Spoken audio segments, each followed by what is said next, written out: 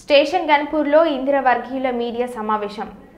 Congress party అధికారంలో ఉన్నా లేకున్నా ప్రతిపక్ష పాత్ర పోషిస్తున్న స్వల్ప ఓట్లతో ఇందిర ఓటమి పాలైన పార్టీ అధికారంలోకి వచ్చిందని సంతోషపడ్డాం. అధికారంలోకి వచ్చాక కాంగ్రెస్ కార్యకర్తల బ్రతుకులు బాగా పడతాయని అనుకుంటున్నాం.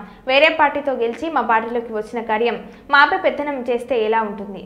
మేము జెండాలు మోసి జనాలను ముఖ్యమంత్రి సభకు తరలిస్తే కడియం వర్గీయులకు స్టేజీ పాస్లతో సహా వీఐపీ వీవీఐపీ పాసులు కోట్ల రూపాయలు ఖర్చు పెట్టి చనిపోయిన కాంగ్రెస్ పార్టీని బతికించింది ఇందిర లేకపోతే స్టేషన్ గన్పూర్లో కాంగ్రెస్ లేదు, కాంగ్రెస్లో ఉన్నవారికే మొదటి ప్రాధాన్యత అన్న కడియం మాట మార్చారు. మేం పదవులు కాంట్రాక్టర్లు అడగడం లేదు, పార్టీలో మమ్మల్ని గుర్తిస్తే చాలు. ఎమ్మెల్యే కడియం పద్ధతి మార్చుకోకపోతే గాంధీ భవన్ కు వెళ్తాం, అవసరమైతే ఢిల్లీకి వెళ్లి ఆందోళన చేస్తామని అన్నారు. వైఎస్ రాజశేఖర రెడ్డి గారు ఉన్నప్పుడు కూడా మరి టీఆర్ఎస్ కాంగ్రెస్ పొత్తులో గెలిచిన విజయరామరావు గారు మరి ఇక్కడ ఉన్న కార్యకర్తలను పట్టించుకున్న రోజుల్లో ఆ తర్వాత మన తాటికొండ రాజయ్య గారిని కాంగ్రెస్ పార్టీ నుంచి ఎమ్మెల్యే గెలిపిస్తే వారు కూడా కొద్ది రోజుల్లోనే పోయి టీఆర్ఎస్ పార్టీలో చేరడం జరిగింది. అప్పుడు 10 ఏళ్ళ అధికారంలో ఉన్నా కూడా స్టేషన్ గన్పూర్ నియోజకవర్గం కార్యకర్తలందరూ కూడా ప్రతిపక్ష హోదాలో ఉండడం జరిగింది. రేవంత్ రెడ్డి నాయకత్వంలో తిరిగి అధికారంలోకి వచ్చిన తర్వాత మరి మా నాయకురాలు సింగపురం ఇందిర గారు కొద్ది ఓట్ల తేడాతో ఓడిపోయినప్పటికీ సరే ఓడిపోయినా కూడా ఇన్ఛార్జ్ ఉన్నది, గవర్నమెంట్ ఉన్నది, మాకు మంచి రోజులు వచ్చినాయి, ఇంకనైనా ఇక్కడ ఉన్న కార్యకర్తలందరూ బతుకులు బాగుపడతాయి, ఇక్కడ ఉన్న పేద ప్రజలకు న్యాయం జరుగుతుంది. పార్టీలోకి వచ్చి మా ముందే వాళ్ళ పెత్తనాలు చెల్లాయిస్తుంటే మరి కష్టపడ్డ మా పరిస్థితి ఏంటి?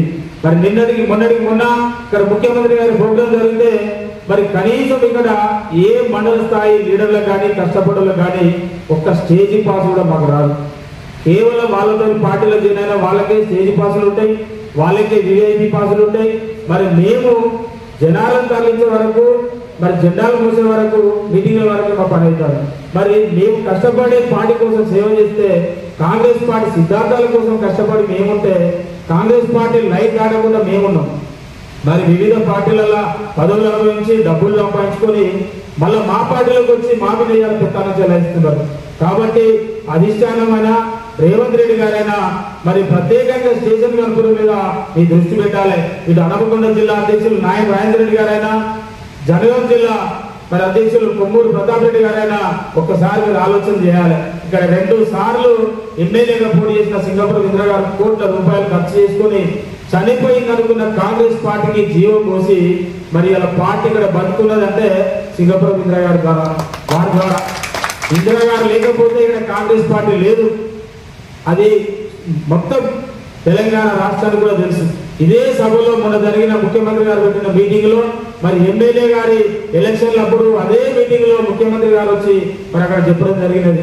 మరి ఇందిరా గారిని గెలిపియాలి, మరి ఇక్కడ వీళ్ళిద్దరు కూడా ఇక్కడ అభివృద్ధి చేయలేదు, ఒకరి మీద ఒకరు చెప్పుకొని స్టేషన్ గన్పూర్ వెనకబడిపోయిందని చెప్పి వాళ్ళే చెప్పడం జరిగినది. మరి అది తెలిసినా కూడా వాళ్ళని పార్టీలో తీసుకున్నారు. సరే పార్టీ సిద్ధాంతాలకు కట్టుబడి ఉన్నాం కాబట్టి మా మేడం గారు కూడా మీకోసం కట్టుబడి ఉన్నది. మరి వాళ్ళకు క్యాబినెట్ హోదా లేదు, నామినేట్ పోస్ట్ లేదు, కనీసం ముఖ్యమంత్రి గారి మీటింగ్ కూడా మేడం గారిని రానియలేదు. ఎందుకంటే ఇక్కడ కార్యకర్తలు అందరి కష్ట సుఖాలు మేడం గారికి తప్ప ఇంకెవరికి తెలియదు. ఎందుకంటే 10 సంవత్సరాలు ఇక్కడ కష్టపడేది కాబట్టి మేము చేసిన సేవలు ఏంది, మా కష్టం ఏంది, పార్టీ కోసం మేము చేసిన పని ఏంటి మేడం గారికి తెలుసు. కాబట్టి ఆ మేడమే రానప్పుడు మమ్మల్ని గుర్తించడం లేవు. మరి ఆ మేడం ఎందుకు రాణిస్తలేదు? మరి ఆ మేడం రానప్పుడు మా పరిస్థితి ఏంది? మరి ఇక్కడ ఉన్న కార్యకర్తలందరం కూడా మేము ఏమైపోవాలి? మీరు కడియం శ్రీగారు గారు పార్టీలోకి వచ్చినప్పుడు ఒక మాట చెప్పిళ్ళు, మరి నాతో వచ్చిన వాళ్ళు అందరికీ పచ్చిపులుసు, కాంగ్రెస్ పార్టీని పట్టుకొని పనిచేసిన వాళ్ళందరూ కూడా మీ అందరికి బిర్యానీ ఉండదని చెప్పిండు. ఇలా బిర్యానీ కాదు, పచ్చిపులుసు కాదు, ఎల్లిపాయ కారం కూడా లేదు ఇలా కాంగ్రెస్ పార్టీని నమ్ముకున్న వాళ్ళకి. మరి ఇట్లాంటి పరిస్థితుల్లో ఇక్కడ కాంగ్రెస్ పార్టీ కోసం నమ్ముకొని మేము ఉంటే మాకు గుడ్డు సున్నా మిగిలింది. సరే మమ్మల్ని పదవులు అడుగుదలేము, మేము కాంట్రాక్టర్ అడుగుదలేము, పని చేసినందుకు మమ్మల్ని గుర్తించండి, మరి పార్టీ కోసం సేవ చేసినామని చెప్పి మేము అడుగుతున్నాం. కార్యకర్తలు అందరం కూడా గాంధీ భవన్ పోయి మరి కొత్తగా వచ్చిన ఇన్ఛార్జి మీనాక్షి నటరాజన్ దగ్గర మరి మా విన్నపాన్ని మరి తెలియజేయడం జరుగుతుంది. అదే విధంగా ఇక్కడే కాకుండా కూడా ఢిల్లీని పోవడానికి కూడా మేము సిద్ధంగా ఉన్నాం. ఎందుకంటే మేము పార్టీకి సేవ చేసింది మరి మామూలు సేవలు కాదు, జీవితాలు అర్పించుకున్నాం.